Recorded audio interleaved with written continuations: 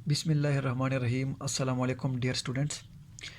मैं हूं शाकिर अली शाह और हम ऑनलाइन फ़िज़िक्स स्टार्ट करते हैं जी। आज हमारा पहले ही लेक्चर है फ़िज़िक्स का। तो सबसे पहले हम इसकी इंट्रोडक्शन करेंगे कि फ़िज़िक्स की डिफ़िनेशन क्या है, इसकी इंट्रोडक्शन, इसकी एप्लीकेशन, इसकी स्कोप क्या है। तो ये सारा कुछ हम आज ही स्टडी करेंगे। तो सबसे पहले स्टूडेंट्स हम स्टार्ट करते हैं फ़िज़िक्स की डिफ़िनेशन से। इसकी डिफ़िनेशन कैसे करेंगे? तो क्वेश्चन है जी, व्हाट इज़ फ़िज़िक्स?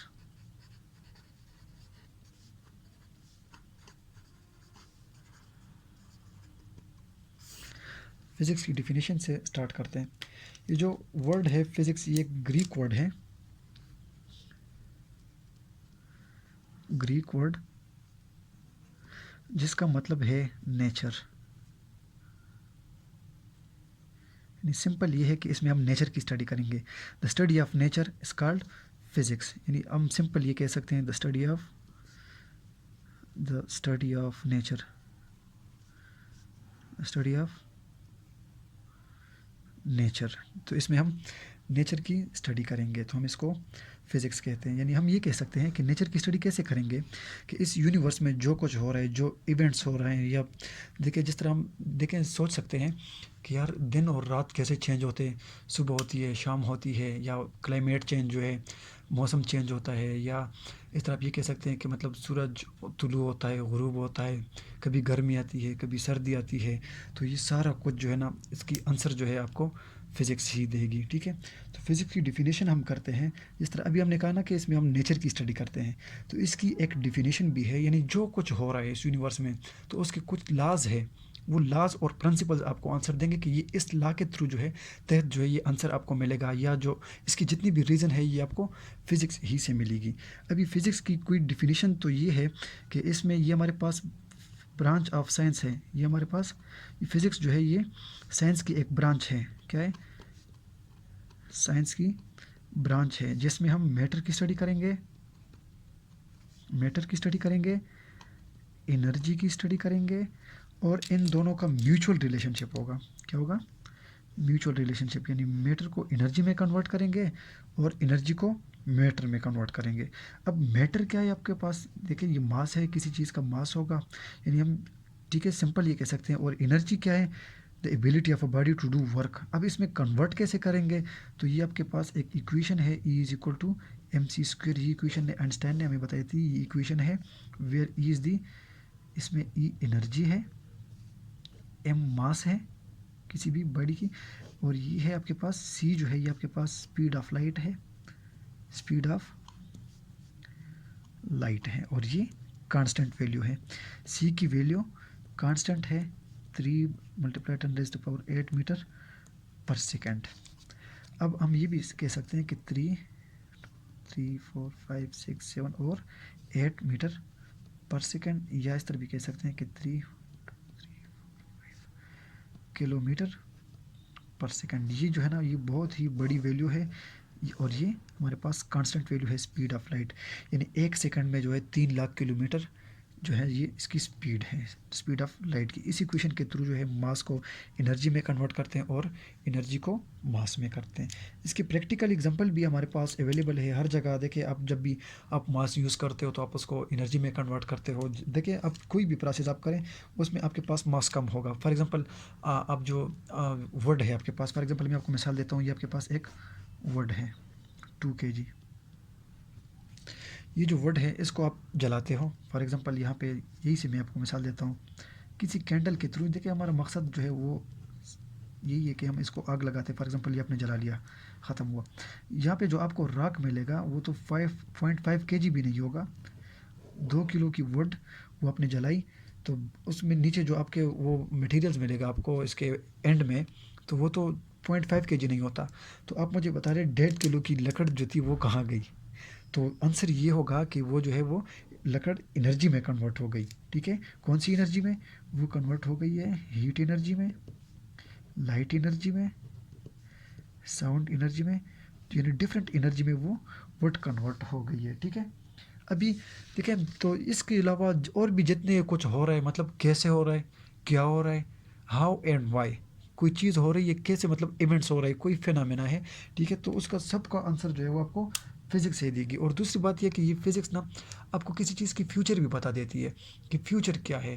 अब देखें, आपको पता होता है बाज़ अवक़ात आप किसी चीज़ को, मतलब किसी भी चीज़ को आप देखें, मतलब यूनिवर्स में आपको पहले पता होता है कि अगर ये इस तरह हो गया तो ये कंडीशन होगी, इसका फ्यूचर ये होगा। तो ठीक है, अभी फॉर एग्ज़ाम्पल मैं आपको मिसाल देता हूँ। ये एक लड़का है, ठीक है, इसके हाथ में एक कप है और ये नीचे आपके पास ग्राउंड है। ये कप, इसको पता है कि ये कप जब गिरेगा यहाँ से, प्याला नीचे गिरेगा, कप गिरेगा तो ये टूटेगा। अब देखिए, ये इसका फ्यूचर इसको पता है, ये इसको फ्यूचर का पता है। जब ये टूटेगा तो उसके ऊपर, मतलब जब ये कप नीचे आएगा, यहाँ पे इसकी काइनेटिक एनर्जी होती है। जब ये यहाँ पे लगेगा तो इसको मोमेंटम डिलीवर होगा। फिर इसके पार्टिकल्स पे डिपेंड करता है कि ये इसको पार्टिकल्स को जो है एनर्जी उसकी कर सकता है या नहीं, उसकी इलास्टिसिटी पर डिपेंड करता है। ये जो कप है ये जो है डिफरेंट फॉर्म ऑफ डिफरेंट छोटे छोटे पीस में ये कन्वर्ट हो जाएगा। यहाँ पे आपको एनर्जी मिलेगी, इसकी हीट एनर्जी मिलेगी आपको, क्योंकि जब नीचे मिलेगा तो फ्रिक्शन कोलाइड होगी अर्थ के साथ, तो उसकी वजह से आपको क्या होगी, हीट एनर्जी मिलेगी। यहाँ पे साउंड एनर्जी भी मिलेगी आपको, ठीक है। तो हीट एनर्जी, साउंड एनर्जी और स्पार्किंग भी हो सकती है यहाँ पे। तो आपको लाइट एनर्जी भी मिल सकती है, डिफरेंट फॉर्म ऑफ एनर्जी आपको मिल सकती है। तो यहाँ अब हम ये कह सकते हैं कि हम किसी चीज़ की फ्यूचर को प्रेडिक्ट कर सकते हैं फिज़िक्स में। तो ये भी बेसिकली फ़िज़िक्स है। आप किसी भी चीज़ के बारे में सोचते हो तो ये आपके पास क्या है, फ़िज़िक्स ही है, ठीक है। अभी हम ये कह सकते हैं कि फ़िज़िक्स और मैथमेटिक्स रिलेटेड कैसे हैं एक दूसरे के साथ। तो हम देखें, हमारे पास ये इक्वेशन थी जो अभी मैंने आपको बताया कि E is equal to mc²। तो देखें, मैथमेटिक्स जो है ना, ये बहुत ही इसका इम्पॉर्टेंट रोल है फिज़िक्स में। तो physics is incomplete without mathematics. अब अगर मैथमेटिक्स ना हो तो फिज़िक्स इनकम्प्लीट है, ठीक है। तो फिर हम उसको सिर्फ थ्योरी के थ्रू जो है हम एक्सप्लेन कर सकते हैं, बाकी किसी चीज़ मैथमेटिकल आंसर भी ज़रूरी है, ठीक है। अब ये E is equal to mc² है आपके पास। तो अगर कोई ये पूछे कि ये जो इक्वेशन है ये तो हमारे पास ऐसे भी हो सकती है, m² c क्यों नहीं है, या हमारे पास ये E² is equal to mc क्यों नहीं है। तो ये दोनों इक्वेशन जो है ये गलत है और ये सही है। इसकी बेसिक वजह ये है कि इसका आंसर आ जाता है आपके पास डायमेंशनल एनालिसिस में। डायमेंशनल एनालिसिस एनालिसिस में हम डायमेंशन लेंगे। जब डायमेंशन लोगे, आपके पास दोनों लेफ्ट हैंड साइड और राइट हैंड साइड दोनों इक्वल आने चाहिए, तब हम ये कहेंगे कि ये इक्वेशन जो है ये करेक्ट है। अब आप कोई भी एनर्जी लें, फॉर एग्जांपल मैं आपको कहता हूँ कि आप काइनेटिक एनर्जी लें, एनर्जी जितनी भी है सबका डायमेंशन क्या होगी, सेम होगी। तो फॉर एग्जांपल मैं कहता हूँ कि ये एनर्जी जो है ये काइनेटिक एनर्जी है हाफ mv²। तो m का आ जाएगा कैपिटल M, यानी किलोग्राम मीटर पर सेकेंड और होल स्क्वायर। तो ml² और t-2, ये लेफ्ट हैंड साइड यानी E की डायमेंशन है ये वाली। और इस साइड पे हम लेंगे अभी mc² का डायमेंशन। तो m आपके पास क्या है, किलोग्राम, वेलोसिटी 3 × 10⁸ मीटर पर सेकंड। ये मीटर पर सेकंड जब आप लोगे तो ये आ जाएगा मीटर पर सेकंड और होल स्क्वायर। तो ये आ जाएगा m इसकी डायमेंशन, और इसको ब्रैकेट में भी लिखना होगा। तो ये आ जाएगा ml², और ये जब ऊपर जाएगा तो t-2 होल स्क्वायर। तो ये आपके पास देखे, ये दोनों इक्वेशन जो है ये लेफ्ट हैंड साइड और राइट हैंड साइड दोनों बराबर है। तो ये हमारे पास इसकी डायमेंशन है। हम ये कह सकते हैं कि E is equal to mc², ये डायमेंशनली करेक्ट है। और ये डायमेंशन जो है हम इंशाल्लाह आगे नेक्स्ट टॉपिक में जो है हम स्टडी करेंगे। तो ये इसकी मतलब मैथमेटिक्स और फिज़िक्स का रिलेशन, यानी किस तरह हम इसको रिलेट कर सकते हैं और किस तरह हम यूज़ कर सकते हैं मैथमेटिक्स जो है हम फिज़िक्स में कैसे यूज़ कर सकते हैं। इसके बाद है आपके पास फिज़िक्स में है 2 फंडामेंटल्स,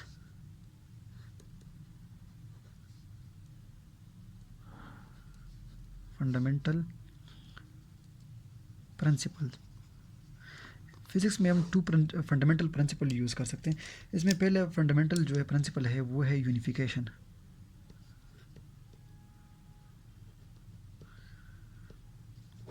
यूनिफिकेशन में सिंपल हम ये कह सकते हैं यूनिफिकेशन को कि जब ढेर सारे क्वेश्चन हो, बहुत सारे क्वेश्चन, आपको उसकी रीज़न जो है उसका आंसर है वो आपको एक ही आंसर मिले, तो हम उसको कहते हैं यूनिफिकेशन। यानी मैं आपको सिंपल कहता हूँ कि आप कह सकते हैं कि फ्री फॉलिंग ऑब्जेक्ट हैं,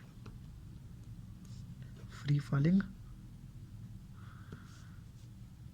ऑब्जेक्ट है जो डाउनवर्ड क्या कर रहे हैं, गिर रहा है, ठीक। दूसरा है, मैं आपको कहता हूँ कि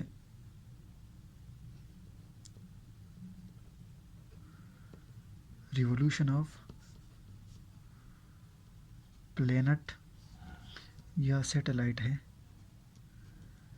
यह मैं आपको कहता हूँ। तीसरी जो है इसमें थर्ड पॉइंट जो है वो फॉर एग्जांपल है सिंपल पेंडुलम। सिंपल पेंडुलम क्या करता है, ऑसिलेट करता है।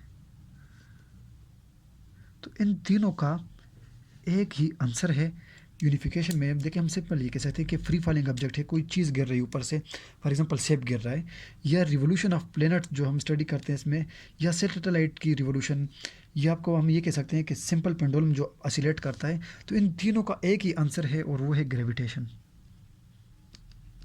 यानी आप सिंपल ये कह सकते हो, अगर कोई पूछे कि सेब क्यों गिर रहा है नीचे, तो आप कहते हैं ग्रेविटी की वजह से। कोई कहे कि प्लेनेट क्यों रिवॉल्व करे, तो आप कहते हैं ग्रेविटी की वजह से। और कहते हैं कि सिंपल पेंडुलम जो है ये ऑसिलेट क्यों करते हैं, तो आप कहते हैं ग्रेविटेशन की वजह से। तो यानी सिंपल ही आंसर है इसका, ठीक है। या आप सिंपल देखिए, मैं भी आपको ये भी कह सकता हूँ, या आप ये भी कह सकते हैं फिजिक्स में कि लॉ ऑफ कंजर्वेशन ऑफ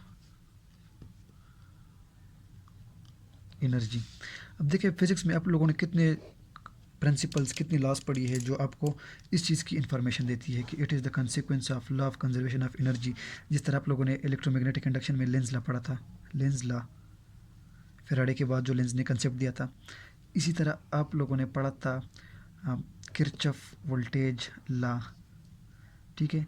और यहाँ पे आप लोगों ने तो देखिए डिफरेंट जो है ना, इस तरह बर्नौली इक्वेशंस आप लोगों ने पढ़ी थी, बर्नौलीज प्रिंसिपल। तो ये सारे जितने भी है, ये सारे ये तीनों है, मतलब मैनी मोर, मुच मोर है, काफ़ी ज़्यादा है। तो ये सारी आपको कंजर्वेशन ऑफ एनर्जी का कंसेप्ट ही देती है, ठीक है। जितनी भी प्रिंसिपल्स है तो ये आपको इसके जो कंसेप्ट है law of conservation of energy के देते हैं। इसी तरह उसके यूनिफिकेशन के बाद एक आ जाता है आपके पास रिडक्शनिज्म। उसको हम क्या कहते हैं,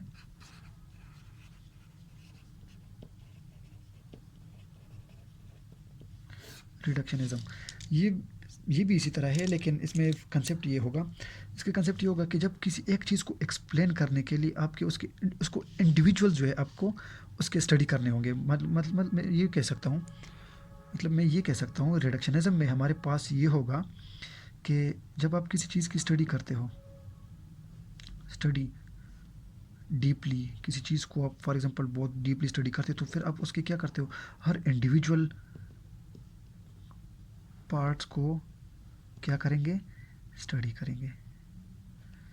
यानी अगर मैं आपसे सिंपली पूछूं कि जनरेटर कैसे कहते हैं, जनरेटर कैसे कहते हैं, तो आप कहोगे इसके अंदर जो है मैग्नेट यूज़ होते हैं।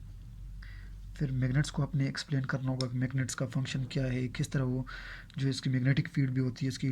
तो सारा कुछ कंसेप्ट जो है वो आपने देना होगा। मैग्नेट्स होते हैं इसके अंदर, रेक्टेंगुलर कॉइल या आर्मेचर होते हैं इसके अंदर, स्लिप रिंग्स होते हैं एटसेट्रा।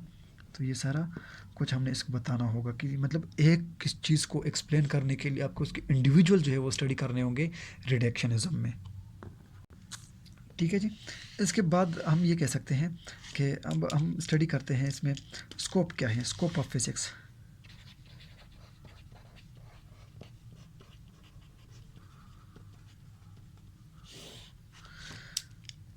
फिजिक्स की स्कोप क्या है, तो इसमें आ सकता है माइक्रोस्कोपिक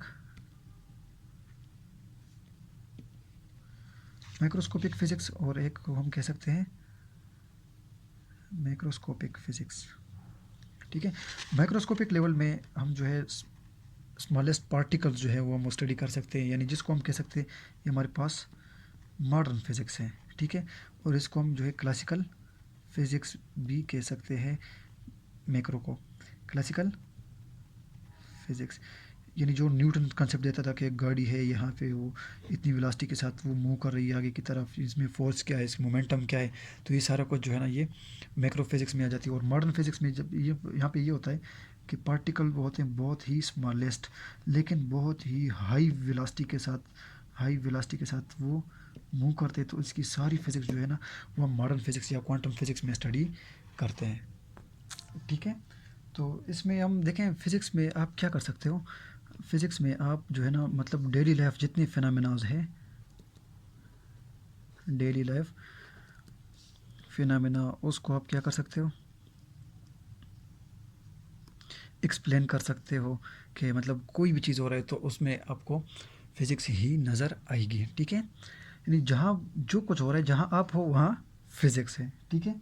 तो हर जगह आपको फिज़िक्स की एप्लीकेशन नज़र आएगी, या किसी चीज़ की फ्यूचर को प्रेडिक्ट करना, तो हम मतलब ये कह सकते हैं कि किसी चीज़ की फ्यूचर को प्रेडिक्ट करना, तो ये बिल्कुल ही यहाँ पे भी फिज़िक्स है, ठीक है? सिंपल है ये। और अब देखें, टेक्नोलॉजी में भी आजकल फिज़िक्स बहुत, आजकल नहीं बल्कि टेक्नोलॉजी एंड फिज़िक्स, देखिए जहाँ टेक्नोलॉजी है वहाँ फिज़िक्स है, और जहाँ फिज़िक्स है वहाँ टेक्नोलॉजी है। अब देखें आजकल आप लोग जब सफ़र करते हो जर्नी के लिए,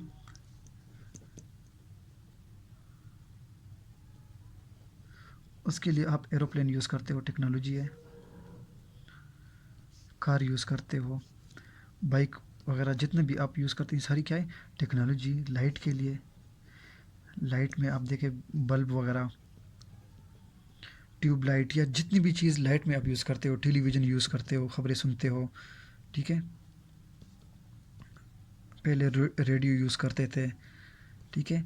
अब मोबाइल, मोबाइल फ़ोन, ये सारी ना ये टेक्नोलॉजी है, ये फ़िज़िक्स ही इसमें, फ़िज़िक्स ही आपको टेक्नोलॉजी जो है वो डिस्कवर करती है, और आपको हर जगह फ़िज़िक्स यही नज़र आएगी, उसको यूज़ करना, तो ये सारा कुछ आपको फ़िज़िक्स ही बता देती है, ठीक है? यानी हम ये कह सकते हैं कि मतलब फ्यूचर के लिए, फ्यूचर को आसान बनाने के लिए, फ्यूचर को ब्राइट करने के लिए आप टेक्नोलॉजी यूज़ कर सकते हैं। मतलब जर्नी में, मतलब कोई सफ़र वगैरह आप करते हैं, यहाँ पे टेली कम्युनिकेशन के लिए, टेली कम्युनिकेशन के लिए, वेदर के लिए हम जो है टेक्नोलॉजी यूज़ करते हैं,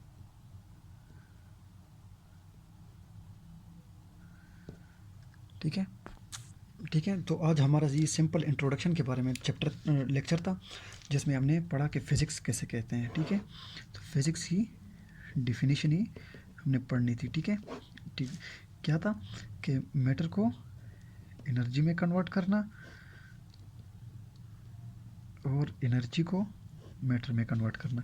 तो इसकी दो एप्लीकेशन भी है, जिसमें मैटर को एनर्जी में कन्वर्ट करते हैं और एनर्जी को मैटर में कन्वर्ट करते हैं। तो एक हमारे पास है पेयर प्रोडक्शन, पेयर प्रोडक्शन, जिसमें हम मैटर को, सॉरी, जिसमें हम एनर्जी को मैटर में कन्वर्ट करते हैं। इसमें हमारे पास क्या होता है, एक न्यूक्लियस होता है, स्टेशनरी न्यूक्लियस होता है, यहाँ से फोटॉन जो है वो इसकी तरफ मूव करता है, इसके साथ कोलाइड करता है, तो आफ्टर कोलिजन एक यहाँ से इलेक्ट्रॉन जाता है, और दूसरा पॉजिट्रॉन। देखिए ये एनर्जी थी। अब इलेक्ट्रॉन और पॉजिट्रॉन जो है ये दो पार्टिकल्स हैं, और इसका मास है। इलेक्ट्रॉन का मास और पॉजिट्रॉन का मास दोनों का सेम मास होता है, लेकिन दोनों का चार्ज जो है वो अपोजिट है, एक पॉजिटिव है दूसरा नेगेटिव, ठीक है? दोनों का मास सेम है, चार्ज अपोजिट है, पॉजिटिव और नेगेटिव। तो हम यहाँ पे हम सिंपली कह सकते हैं कि एनर्जी को हम एनर्जी को मैटर में कन्वर्ट करते हैं पेयर प्रोडक्शन में, ये आगे हम सेकेंड ईयर में पढ़ेंगे, ठीक है? और इसी तरह हम जो है मैटर को एनर्जी में भी कन्वर्ट कर सकते हैं। उसको उसको हम किस टॉपिक में स्टडी करेंगे, पेयर इनहेलेशन में, पेयर इनहेलेशन में, पेयर इनहेलेशन में। तो उसमें बेसिकली हमारे पास ये होगा कि ऊपर से फॉर एग्जांपल ये आ रहा है जी, पॉजिट्रॉन आ रहे हैं, और यहाँ से इलेक्ट्रॉन जा रहे हैं उसकी तरफ, ठीक है? तो जब यहाँ दोनों मिलेंगे तो यहाँ पे एक एटम बनेगा, पॉजिट्रॉनियम एटम बनेगा, और फिर वहाँ से दो फोटॉन बन जाएंगे, एक यहाँ पे जाएगा और दूसरा यहाँ पे। तो यहाँ पे हम ये कह सकते हैं कि ये हमने मैटर को एनर्जी में कन्वर्ट कर दिया, क्योंकि मैटर, इलेक्ट्रॉन और पॉजिट्रॉन, इसका मास होगा, और ये आगे फोटॉन बन गया, तो इसकी दो फोटॉन बन गए, ठीक है? तो इसको कंजर्व करने के लिए दो फोटॉन ही बनेंगे, और हम एनर्जी, मास को एनर्जी में कन्वर्ट कर सकते हैं पेयर इनहेलेशन में। तो यही सिंपल था। और बाकी ये इक्वेशन भी थी, is equal to mc square, जो हमने पढ़ ली पहली, इसी इक्वेशन के भी थ्रू हम मास को एनर्जी में कन्वर्ट कर सकते हैं और एनर्जी को मास में। ठीक है डियर स्टूडेंट्स, ये आज का हमारा पहला ही लेक्चर था, इंट्रोडक्शन टू फिज़िक्स, फिज़िक्स की डेफिनेशन, इंट्रोडक्शन वगैरह सारा कुछ कहाँ पे यूज़ होते हैं, क्या है फिज़िक्स क्या नहीं है। ठीक है, तो ये पहला ही लेक्चर था हमारा। इसके बाद इंशाल्लाह सेकंड ईयर की फ़िज़िक्स भी आपको लेक्चर्स मिलते रहेंगे और फर्स्ट ईयर के आगे लेक्चर हम कंटिन्यू करेंगे। ओके जी, अल्लाह हाफिज़।